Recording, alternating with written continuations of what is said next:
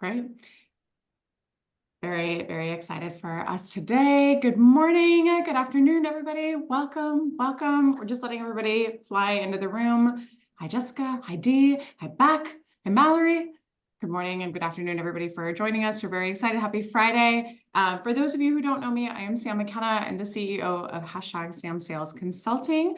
We're an all-women team over here of 16, very exciting, and do all sorts of things from sales training to creating brands on LinkedIn for executives, etc. So if you're joining us for the first time, welcome.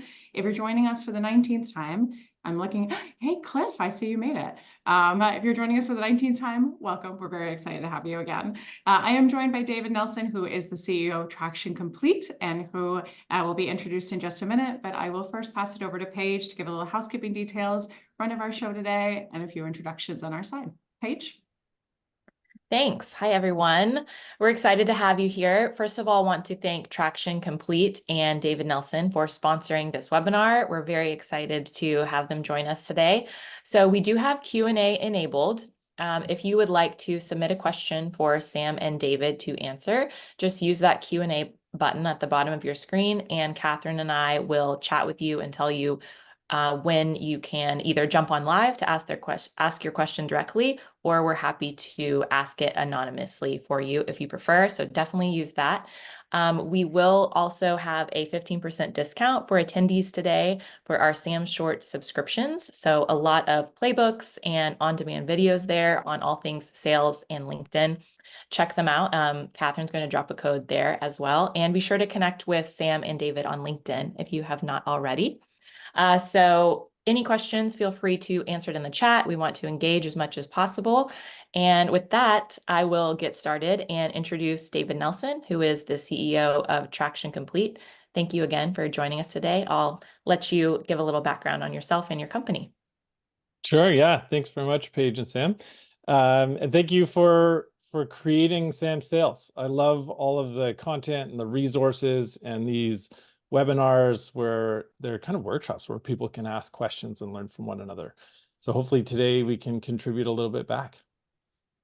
So as Paige said, my name is Dave Nelson. I'm the CEO of Traction Complete, where we believe that data can be this incredible instruction set if it's done properly. But one of the struggles is that sales reps really want to just focus on selling, right? They want to create the relationships, talk to people, do what they're best at.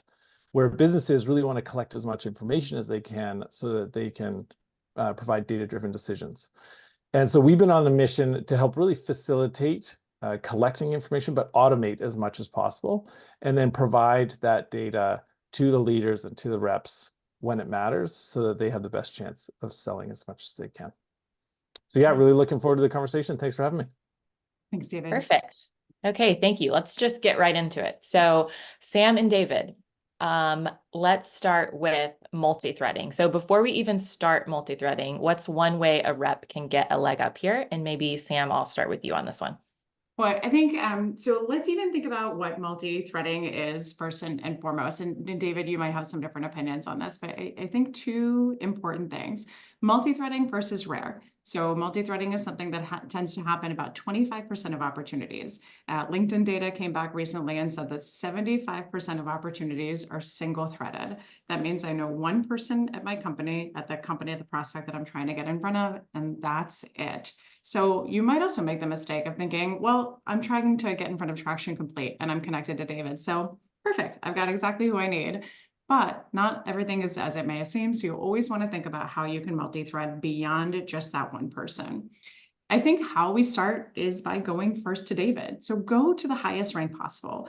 We talk about this a lot with Show Me, You Know Me, and the idea of personalization and, oh my gosh, it seems like so much work. And how am I going to, scale that? You scale it by going to the top and working your way down.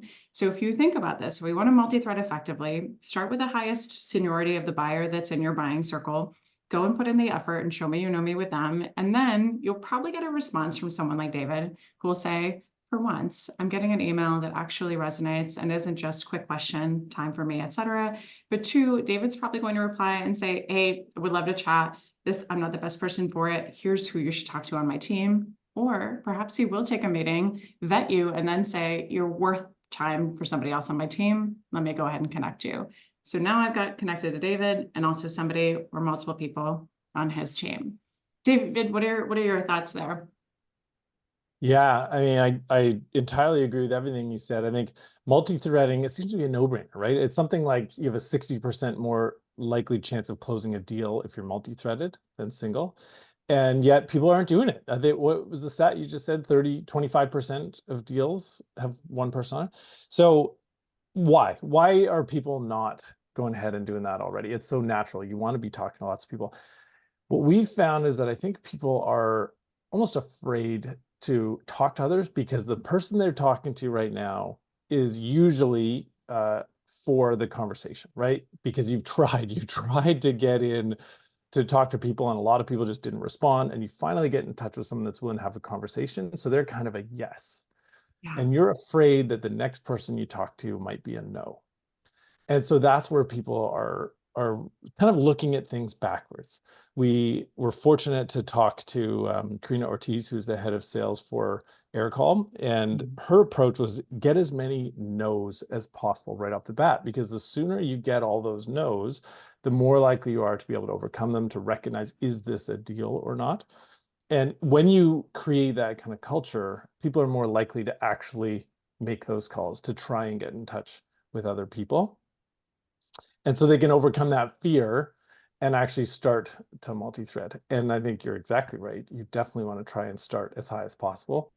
Unfortunately, sometimes that's not always the case, right? Sometimes you end up talking to one person that is lower on the totem pole because they were the only person willing to take the call. I have, I think, about a million questions to spur from what you just said, but so Paige, forgive me for just a second and running with the ball here. David, I want to ask you just one quick question. So you are the CEO of Traction Complete, which is slightly larger than samsales, but I will say, I think in your position, have you ever made a decision for the company that has been just you making that decision without any kind of weigh-in whatsoever from your team? Or are you just like us, where even though I'm the one signing the checks and it's coming off from one samsales account, I always look and pull other people into the conversation, even if it's just a quick gut check? Are you more on the latter end, where you always go to your influencing team to ask their feedback, their input before you make a decision? Absolutely. Yeah, for sure. And I mean, of course, it varies over the spectrum. When you're just a one-person team, you don't have anyone to go to. But I think everyone likes to validate and test and question. And so they want to talk to someone else. And Yeah. there's your proof in that, why it's so important to multi-thread, because there's more people involved in the decision than just one. I think Yeah. that's so key, right? And so I think that that's where a lot of people make a mistake, is sometimes they'll go to the most senior buyer, they'll go to the most senior executive of a company, they'll go to the CEO and be like, I don't need to convince anybody else. I have Sam and David on my side, so I'm good to go. But you have to think about all the people that can either be your hidden allies. It's actually a term that's getting a lot of notoriety now in a good way, but hidden allies, or you might need to find these people who might be your skeptics, right? The quicker you can find your skeptics to overcome their skepticism and their objections, the better. So you have to think about that. Let's say we make the mistake of only going to David and we say, David, you have to buy this thing that samsales does. And David's like, this is an amazing idea. We should do it. And I'm like, great, sold. And then he goes to somebody on his team who says, I don't think that's such a great idea. We shouldn't do that. And here are my objections. If I can't get in front of that person, perhaps they just convince you, David, and then you're like, oh, we decided to go in a different direction. And I'm like, wait, what? What happened? If I can't get in front of that person to say, let me overcome your objections, let me get in front of your skepticism, I might have a chance of losing that deal than if I got in front of them. And the other thing to think about is that David's not inherently going to be like, I hear your skepticism, you should talk to Sam anyway. David might just say, I trust your judgment, that sounds sound, let's move on. So I've got to multi-thread. I have to get around your influencing team as well to make sure that I can hear their feedback, build champions out of them, or figure out what their objections is or the skepticism and get around that. Yeah. Absolutely. No, I totally agree. And I mean, one of the big reasons too that you think getting up to the C level is your perfect situation, the struggle is they're busy and they have a ton of priorities and a ton of meetings. And so what they might say is, hey, yeah, that's great, let's do it, becomes lost the very next second, the very next meeting, because of a bigger priority that's just come up and shuffled. And all of a sudden it's tough to get back in touch with that person. Whereas people perhaps slower down may have more time and more drive and more reason for this to be a priority for them. In their department, this might be the number one priority, and they can help bubble that back up.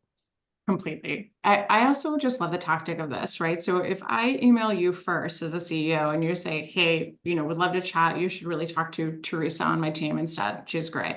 So when we chat with Teresa, perhaps we have the meeting, we have a couple great conversations, and then, which has never happened, of course, in sales, let's say Teresa ghosts us. So we stop hearing back from her. Then what do we do? If we've only gone to Teresa, if we've only gotten that one person, I don't think there's a Teresa on your team, by the way, so I'm just pulling somebody fictionally here. But if we go to her and she doesn't respond to us, what do we do if we only have that one contact? Nothing. We're forced to start again, right? Or find other paths in. But if I start with you, David, get to Teresa, talk to her for a little while, don't hear back, I can always come back to you and I can say, I think we had some really wonderful conversations with Teresa. We haven't heard back from her in a while. Unsure if she's still with the business, we can slyly say, but wanted to see, was there something we missed? Was there an opportunity maybe that we didn't pounce on that we could have in a different way? To which hopefully you will send the email to Teresa and then she'll be like, oh, I should have responded, at least to let them know. So having those multiple irons in the fire, at least conversations, helps you kind of figure that out, right? I want to talk about something else there, but what are your thoughts on that topic? Yeah, I mean, I couldn't agree more that, and I think we all saw it a ton last year, that Teresa might not exist at the business anymore. There were so many layoffs yeah. across the board that you might have a true champion, and then when they're gone, you've lost that. In fact, I think Gartner put out stats to say that originally there was typically something like 3 to 7 people involved in every buying decision, but that now since the economy has turned, it's more like 6 to 11 people. And so you need to be making sure you're talking to all of those folks. And it helps because now that you have those contacts, you have more legs on the stool is the example that, or the analogy that we like to use. So you're not likely to tip over. Totally. Let's think about just one other thing on multi-threading. So I think a lot of people think of multi-threading as, let's say, like a little beam of sunshine, right? So you're the beam of sunshine as the seller and you're going down to all of these individuals. So all your rays are popping out. But what about the other way? And I think this is a mistake that people make around multi-threading, right? That it's only just the sales rep down to 5 or 6 or 7 individuals at the company. But do those 5 or 6 individuals at the company know anybody else on your team, right? How do we cross-pollinate and how do we start those conversations? And I think this is so important. David, would love your thoughts here, but thinking about how we do this, particularly for our upper SMB, definitely for commercial and super definitely for enterprise deals. How do we bring in additional people to start engaging in the conversation, especially for opportunities that are worthwhile? You may not do this for your more transactionals, short sales cycle deals, but for your longer, bigger enterprise deals, this is key. So I might, as a seller, have the initial conversations, but then the other thing I want to think about is this opportunity big enough that I want to bring in my leader? Perhaps I even want to skip level because I'm going to have somebody really important on the call and I want some executive matching there. Is this a good time for me to bring in the future account manager, perhaps the future customer success manager? Should I start to introduce procurement?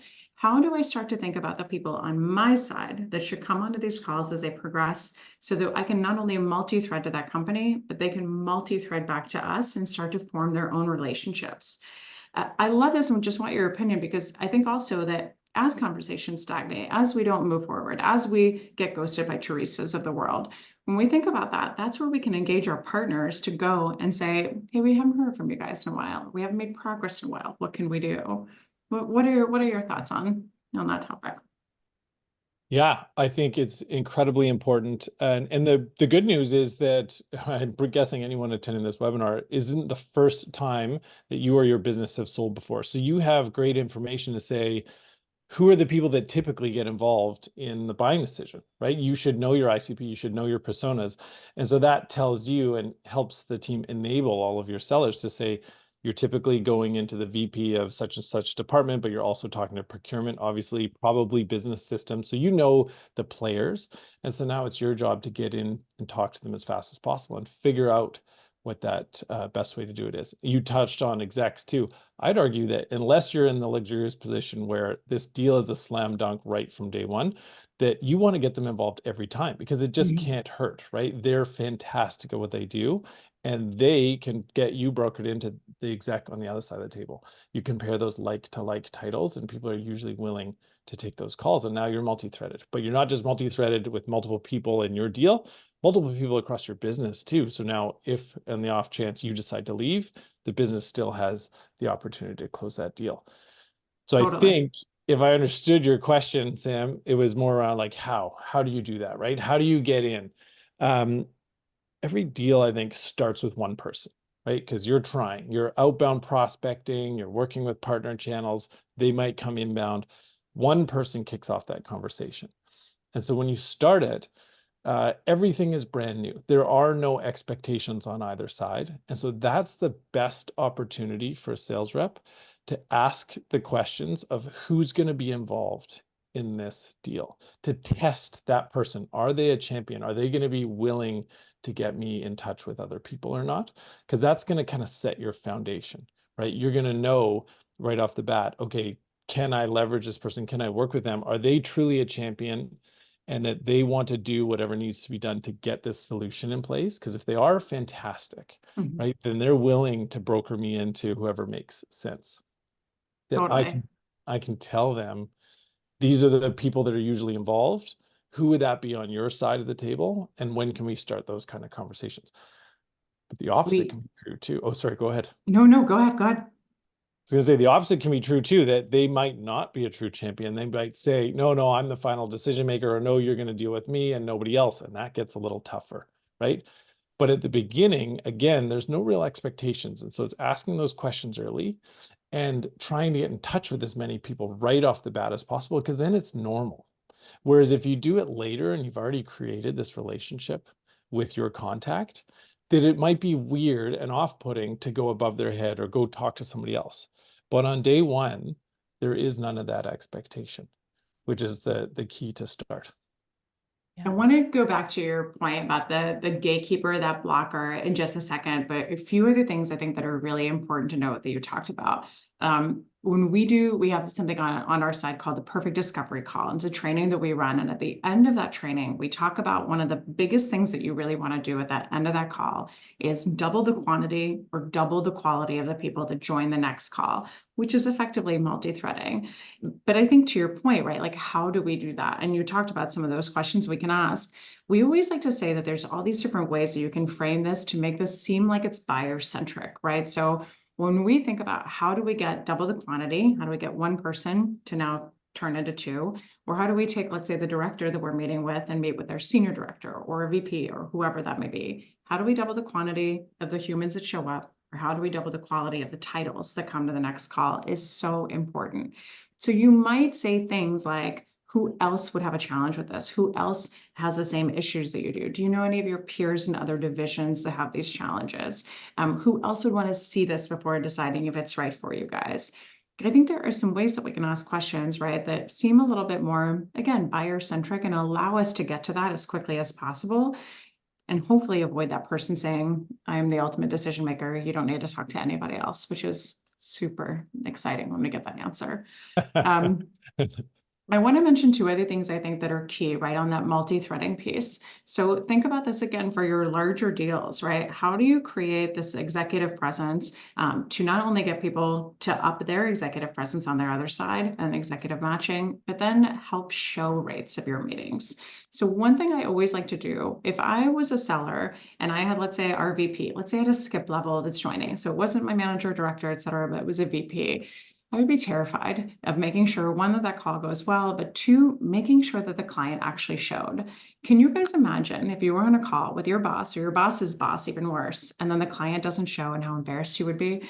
So one of the things I like to say is when you have that executive level joining your call on your side, make sure to reconfirm in advance, right? We're all 19 of us, just kidding, 3 or 4, are really excited, looking forward to meeting your team. Again, here are the LinkedIn bios if you want to connect with people in advance. But just a quick, like, don't forget my top brass is coming, so you better show up to this call. Make sure you do that, especially if you're going in person for meetings.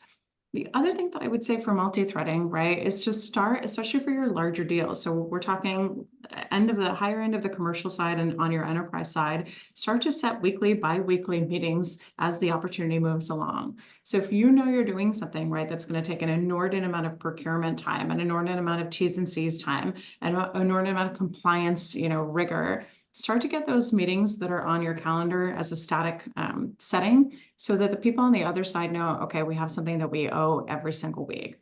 It gives them a chance to see you every time they hit their calendar. It also gives you a chance to update things in the calendar invite as they go along of here's what's due now, and it lets you actually build those mutual action plans in a much better way.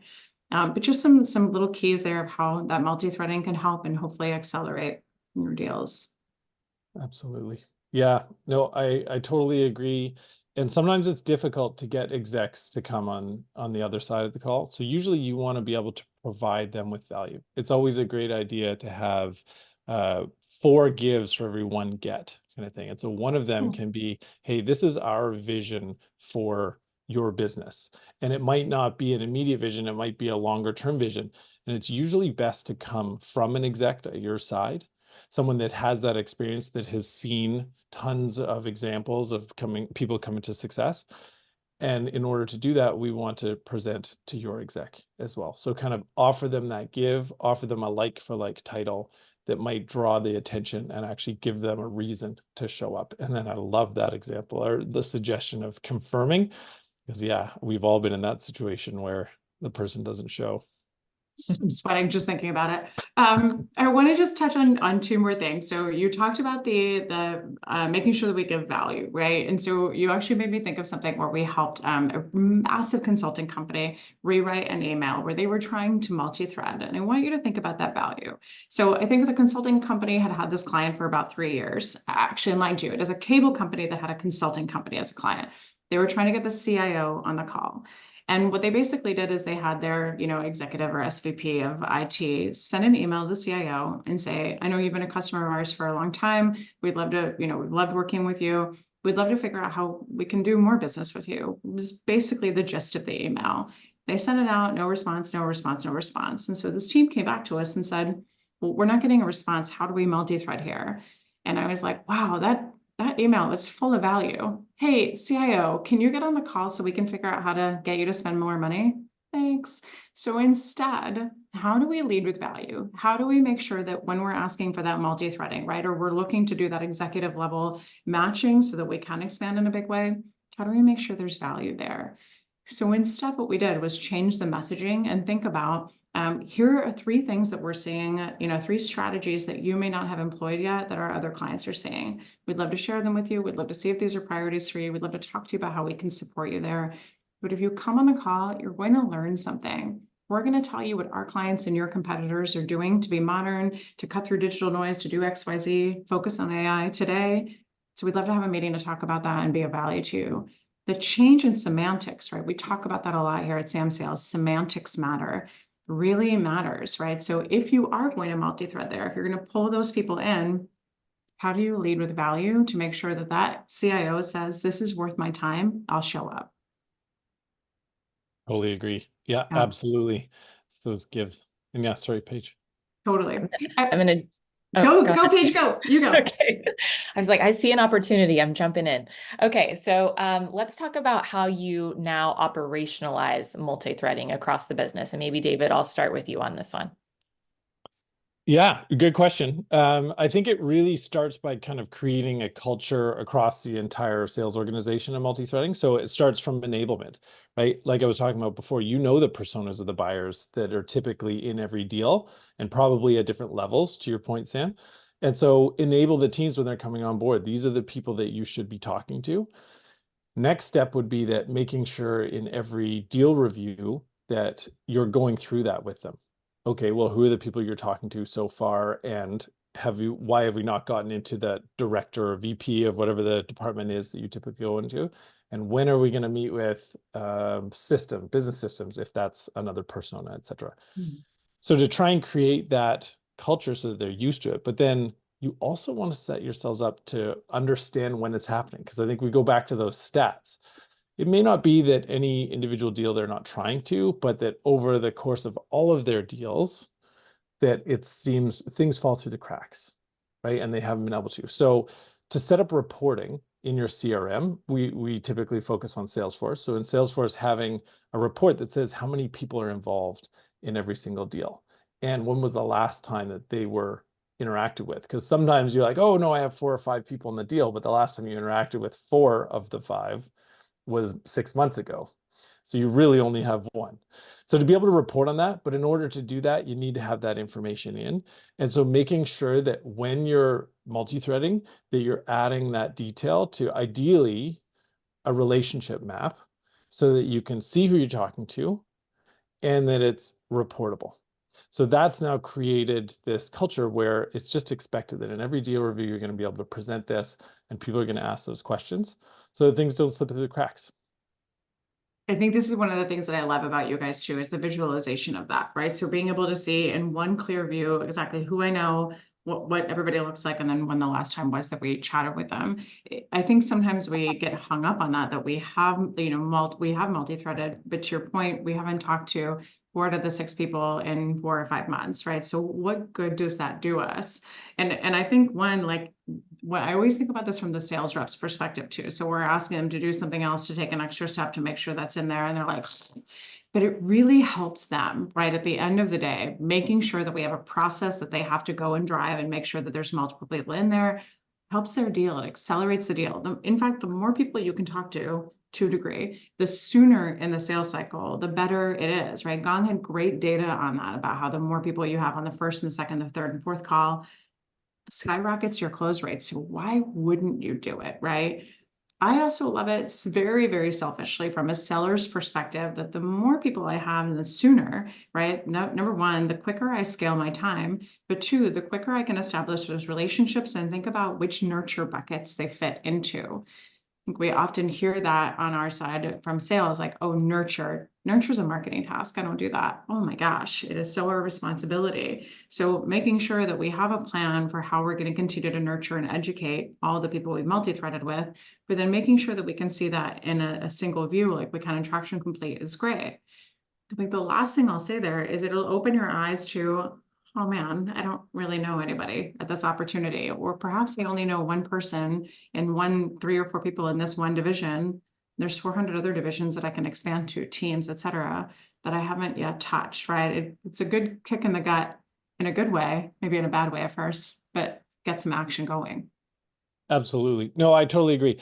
I mean, there's so many different scenarios. Enterprise selling, of course, you just have 30, 40 people in a deal and they're changing all of the time and you're trying to recognize who's the person that matters, who's the person with influence. And so that's a no-brainer. But even at the lower levels, if you're selling into mid-market, there's constantly people changing, but there's also that need to recognize who are the people that matter.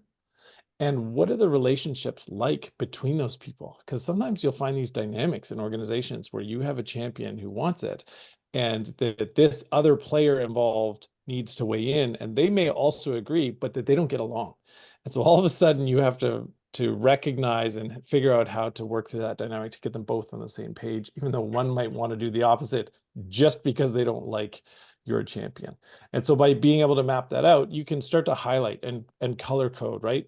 Figure out where the red is on a map, where the no's are, and figure that out early, because the last thing you like to see is that, oh, it's all green, and then the deal goes sideways. Yeah. Well, was it actually green to begin with? Probably not. I think you make a really interesting point about the no's, and I want to think about that in a little bit of a different flavor and the not right nows. So I think one really interesting thing, right? I remember one of my reps, Jason, on my team, probably will remember this forever, but he was selling into FedEx. And when he was selling into FedEx, he came back to me. I was like, how are things going there? And he's like, I finally got a hold of a marketer there. She said, now's not a really great time. And I was like, cool. And he's like, so there's no opportunity at FedEx. And I was like, oh, okay. What did the other 400 marketers at FedEx say? And he's like, what do you mean? And I'm like, okay. So I think one really interesting thing, right, is like a no or not right now is a no and a not right now for that person. But what about every other division? What about all the other teams, et cetera? I love hearing a not right now. I love when somebody comes back to us and says, we would love to talk to you, probably just not the right time. Could we talk at the end of Q3 or at the start of Q4? So if I'm at the end of Q2, which most people are right now, and I think I've got 90 days now until I talk to them, I can either do what most sales reps do, which is set a reminder to reach out in 89 days and get a meeting on the calendar, or I can think of how I can say, you bet, I can start to create a nurture campaign, but then I can multi-thread my buns off with other divisions, other teams, other lines of businesses. Imagine what you do if you use that not right now, right, as kind of a fire lit under you to multi-thread with other people in the organization, and you start to build little tenders all over the place, right? So people that want to talk to you, you start to intel gather, etc. By the time your 90 days has come around, you've hopefully continued to educate that not right now person, right? And when you come back to them, you can say, hey, by the way, I've been talking to 6 other of your teams, 2 other members of your teams on other teams. I think there's an opportunity to build a larger deal here. Shall we all get together after you and I meet one-on-one? There's how you really start to cook a massive deal. What are your thoughts there? Yeah, I couldn't agree more. I mean, it's that situation where talking to more people helps provide more stability, more foundation, more chance to find that a deal is there, or find someone who does have this as a priority. Yeah. No, I think it's fundamental in every business. Go ahead, Paige. Okay, I'll stop talking, I promise. I'm going to give you another opportunity. We're going to move a little bit further down the line to deal reviews. So for a sales leader, you have multiple reps with multiple opportunities. They take notes in Quip and keep information in their heads and all over the place, their notepads, if they're like our Kimberly Collins on our team. So time can be lost with updates rather than strategizing. So how do you recommend running more efficient deal reviews? And maybe for this one, I will start with you, Dave. Yeah, absolutely. And you're totally right that every individual rep has lots of opportunities. And so that means multiple people at every one of those deals, which is a lot to manage anyway. But now if you step that up to their leader, they're dealing with multiple reps who have multiple ops and multiple people. And too often it can come down to just kind of a reminder of who all of these people are in every deal. So you're asking, oh, who's this person again? And what are their thoughts? Instead of using that time to strategize and help move them up or figure out where we can get exec involvement, that sort of thing. And so we absolutely recommend to have that mapped out, however you choose to do it, but so that during that review, it's none of this back and forth. It's, I can see the map, I can see who we're talking to, and be able to see when was the last time we talked to them, and recognize, okay, well, we now understand that this is the person with influence. They can get the deal done. How do we strategize to get into them versus spending your time just grilling them on where the deal is as more of a forecast call? And I can't tell you how often we see that from all of our customers, is that your strategy session is really just a forecast call. I see that. I think that's probably all of my strategy sessions ever were as a rep. So that cuts deep and it resonates. I think one other interesting thing about that, right? Like in making sure that you actually do have a good strategy session and you're understanding how do we align ourselves better with the multi-threads we've got, making sure that we do really understand the dynamics of the relationship with the client and then also with us. So I think one interesting thing, we did a strategic deal review with one of our, I don't know, 11 or 12 billion in revenue clients, and found that they were trying to take down a multi-million-dollar deal.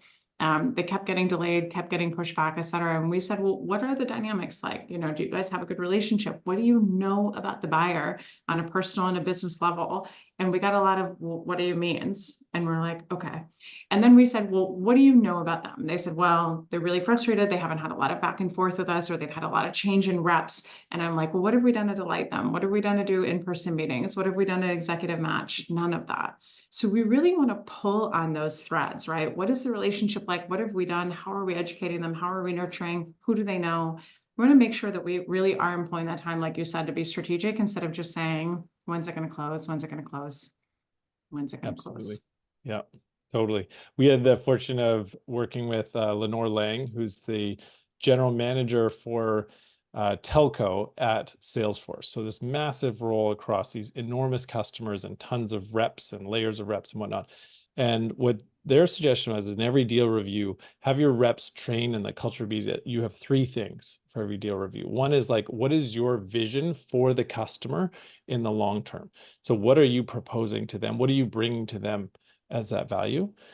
Second, being a standard deal review slide. So typical kind of more forecast call, have you done these checks and balances? And then the third being that relationship map. Who are the people you're talking to? Who are the people you need to get into? And by just having that simple 3-step process for every deal review, it's ingrained, people know it's coming, and they'll have done the work, because not many things are worse than coming into one of those with an exec and saying, oh, I didn't actually do what you had asked me to do. So now all of a sudden it's going to be ingrained in the culture that you're doing those three things. That vision slide can be that incredible asset that you're bringing to the customer, and that can be your ask to get into those higher levels. We want to present you with this vision. I love that one, just process that you're building in, right? So everybody knows exactly what to expect. And we know that if it's not measured, it's not going to be done. So the fact that you are measuring across those three things and measuring across the multi-threading, like you mentioned earlier, fantastic way to set your team up for success. Okay, I'll jump in with a question that somebody asked. They need help with their deal review. So they said, reviving a prospect is eager to move forward, says they want a solution yesterday and they're very engaged, but all of a sudden went dark. What do I do? And maybe Sam, I'll start with you on this one. I will say you probably had some one. There are no silver bullets in sales, as we know. So anything could have happened. You could have done all the right things, and it still happened that you didn't get the deal or that they went dark.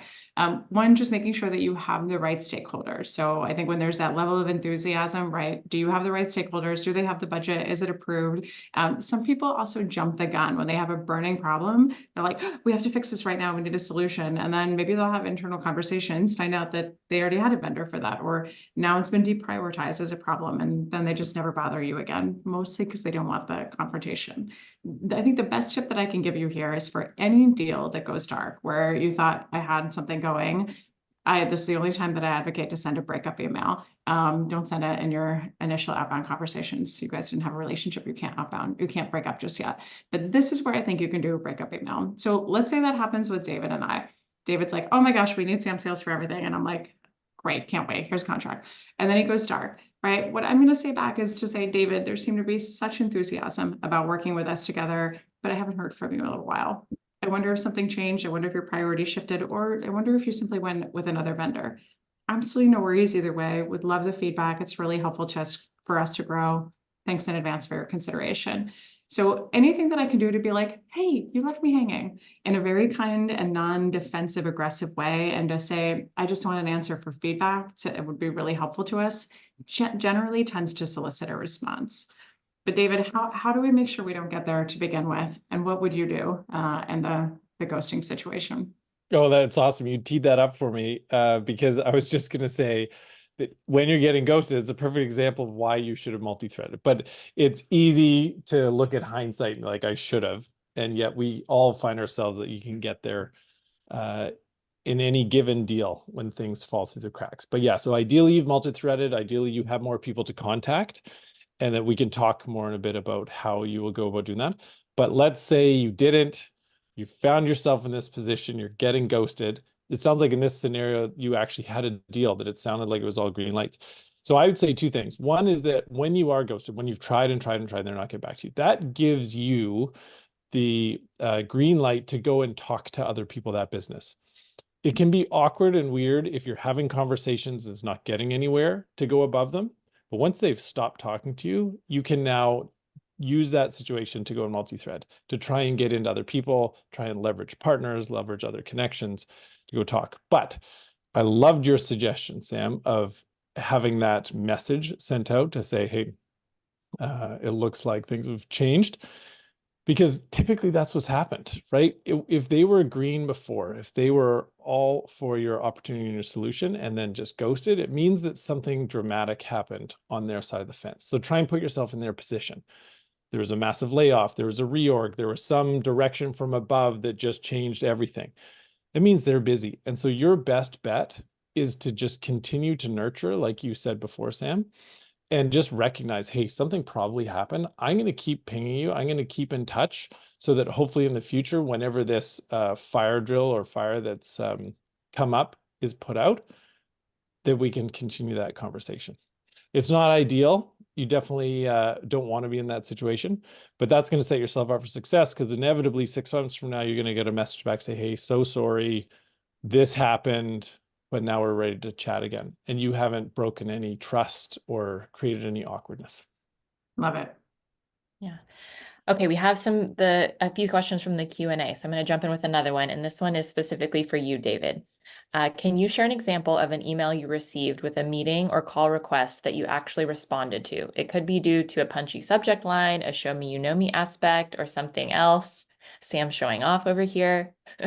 I'd love to hear a specific example from someone in your position. Yeah, totally. Good question. And I talk to my team about it all the time. So everyone's different, right? Everyone has a different personality and whatnot. But one thing that gets me every time is when they message me about my competitors. Your competitors are doing this. Whoa, you have my attention. And that shows that show me you know me. I love it that you did the due diligence to figure out who my competitors are and an additional homework on what they're doing, kind of thing. So that gets my attention. Personalization and whatnot is okay, but I find that the competition is way more effective for myself. That is so good. Okay, sorry, Paige, go ahead. Yeah, we're adding that into our next workshop. Okay, in addition to multi-threading with multiple people, how do we tie in show me you know me? Do you focus on the problems for each persona, align everyone to solve a large company issue, or both? And David. Sam, No, oh, David, I'll pass to you. I think you probably have some good okay. advice here. Sure. Yeah, absolutely. So I think the question was, when you're trying to multi-thread, how do you get more personalized for everyone? So again, you go back to your personas, right? That you've done this before. You've sold into these people. You have a general understanding of their role, their needs. Hopefully you've done that perfect discovery, like you talked about, Sam, and you've asked these questions so you get to know them better. But now you can speak to them.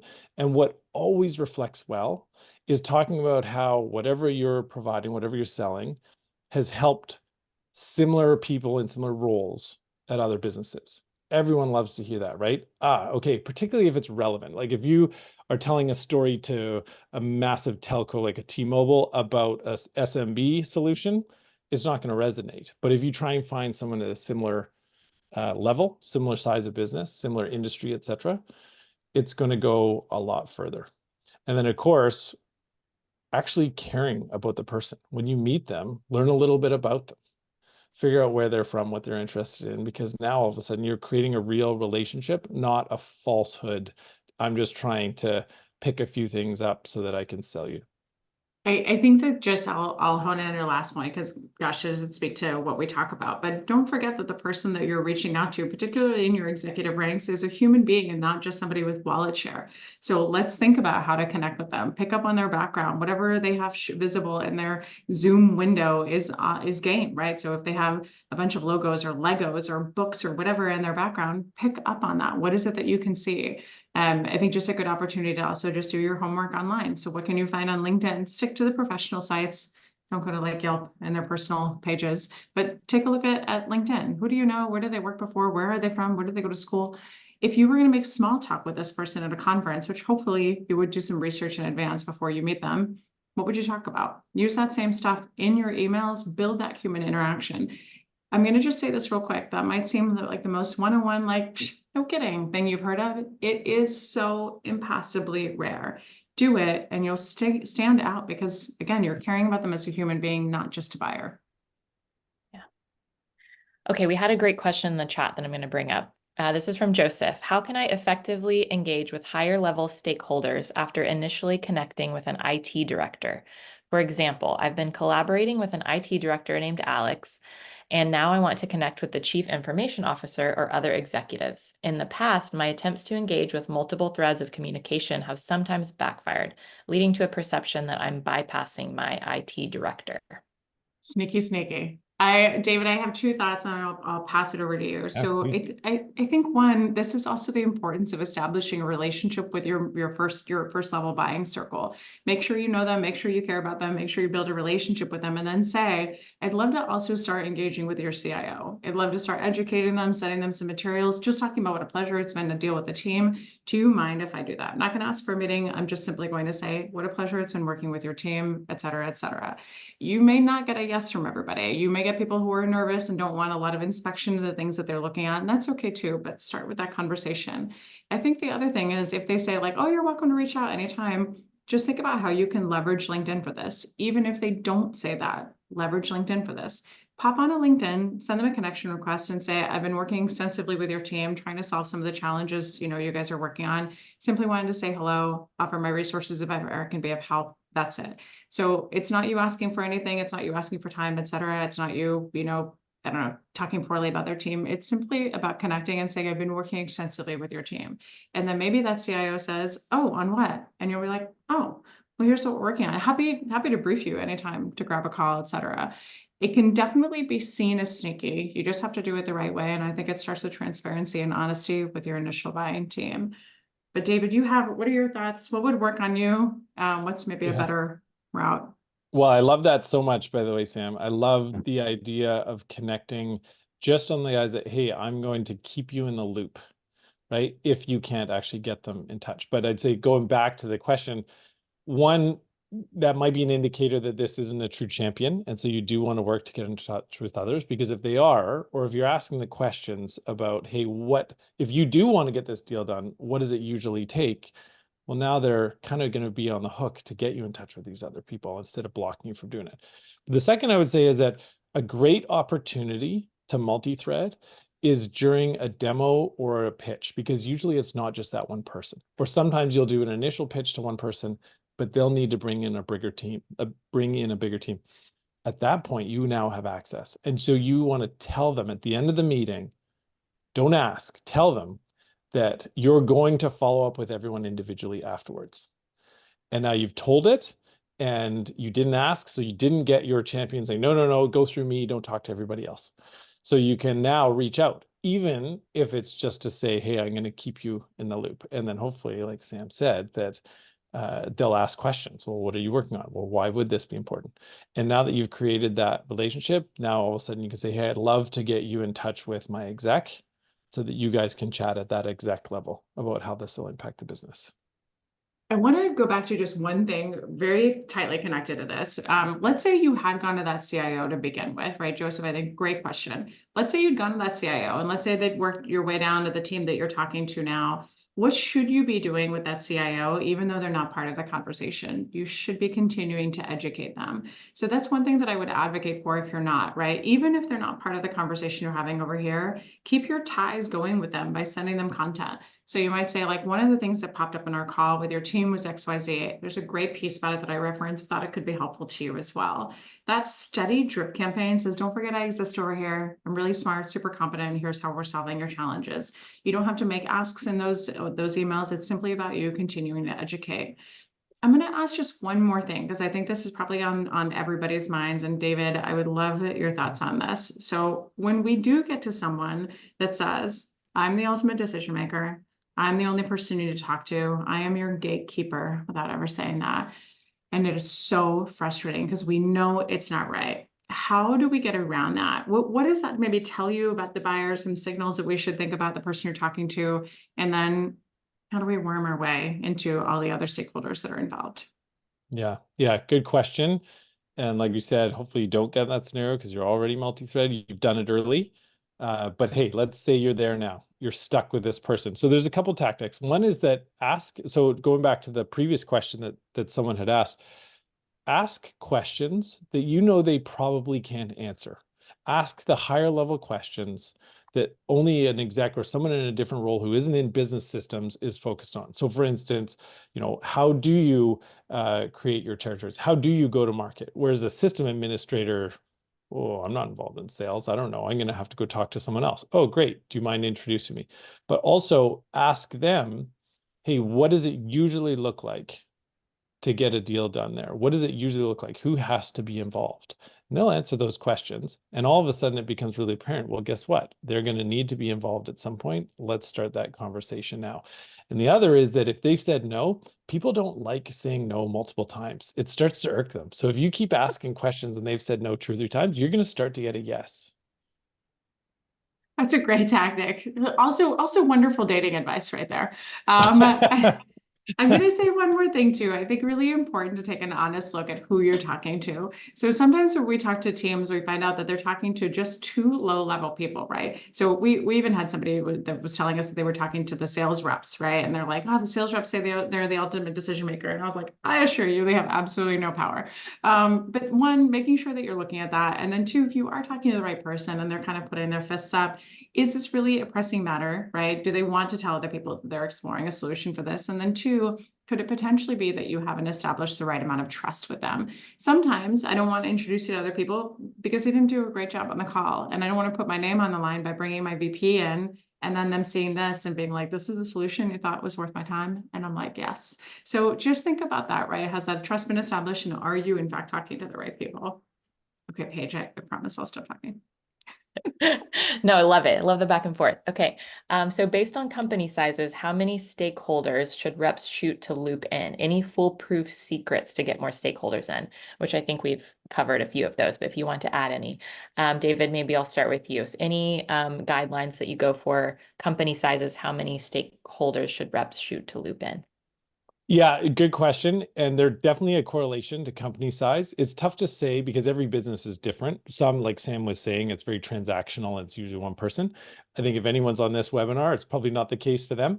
So the more the better, always. The more people you can fit on a relationship map, the better, because it means you've done your homework and you've really multi-threaded. You've given yourself the best opportunity. At a minimum, across any opportunity, I would say a 3. Now that's a bare minimum, but you want to get as many as possible. So 3 if you're doing like SMB, and then up from there. I think a great thing to add too is that the quality of who you're bringing into the conversation. So don't always just focus on the key decision makers and the stakeholders. Just a really good example of this, Andy Kellum was a rep that was actually worked for LinkedIn Sales Navigator that sold to me and sold to our company some time ago. But he reached out to me when I was a rep and he said, hey, he's like, what is the thing that connects you and these two other people? And I'm like, well, we're both top performers, or the 3 of us are top performers. And he's like, exactly. And you're also power users of one of our platforms. And so it was interesting because he came to us, he turned us as users into advocates that were then nipping at the heels as top performers of our leaders saying, we need this, we need this, we need this. So think about this too, is your solution something that's going to help your sellers or going to help the users of your technology? In the end, can you turn them into champions, hidden allies, and advocates for what you're doing, and also moles? So can you get them to give you information about what's going on in the deal, maybe even without your buying circle knowing about that relationship? Many sneaky tactics going on here. Very I love sneaky in it. sales. I hope people are writing these down.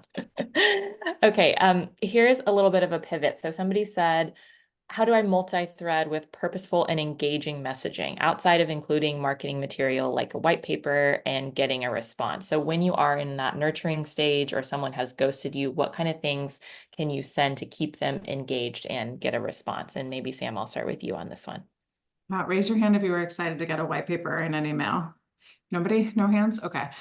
Just think about what value you add. So consider one, always in every single thing you do in the sales process, consider who the buyer is that you're reaching out to. If I'm reaching out to David and I'm like, here's a 38-page white paper, he's going to just probably delete me and give me a thumbs up.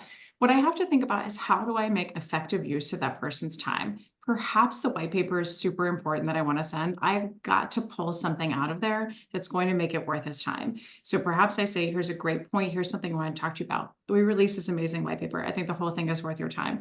But there's one key point as it specifically applies to you that I want you to think about. And actually, if you want to read just a little bit more on that, 3 pages around page 28, I'll give you exactly the details on there. Show you've done your homework, right? Help them dig in and find that value.